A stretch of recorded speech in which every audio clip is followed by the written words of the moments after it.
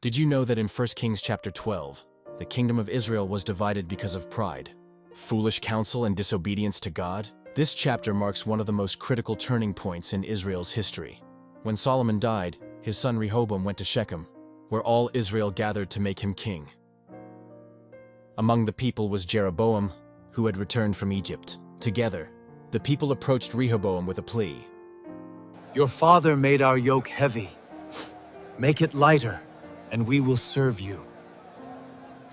Rehoboam asked for 3 days to consider their request. First, he consulted the elders who had served Solomon. They advised him wisely, saying, "If you serve the people and speak kindly, they will be your servants forever." But Rehoboam rejected their counsel. Instead, he turned to the young men who had grown up with him. In arrogance, they told him to answer harshly. My little finger shall be thicker than my father's loins.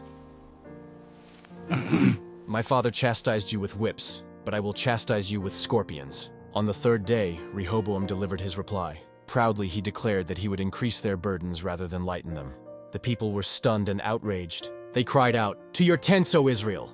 And from that day, the 10 tribes rejected the house of David. Rehoboam tried to send Adoram, the taskmaster, to control the people, but they stoned him to death. Fearing for his life, Rehoboam fled to Jerusalem in his chariot. Thus, Israel revolted against the house of David and crowned Jeroboam as their king. The kingdom was divided 10 tribes in the north under Jeroboam, and Judah in the south under Rehoboam. But Jeroboam, instead of leading the people to God, led them into sin. He built 2 golden calves, placing one in Bethel and the other in Dan, saying, "Here are your gods, O Israel, which brought you up out of Egypt." The people bowed down, and idolatry spread across the land. The division of the kingdom was not just political, it was spiritual. Pride, arrogance, and disobedience to God's word tore apart what was once united. It was a warning for generations to come. Rejecting God's wisdom leads only to ruin. The story of 1 Kings 12 reminds us that true leadership begins with humility and obedience to God.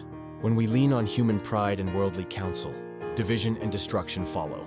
But when we listen to God's word, there is peace and unity.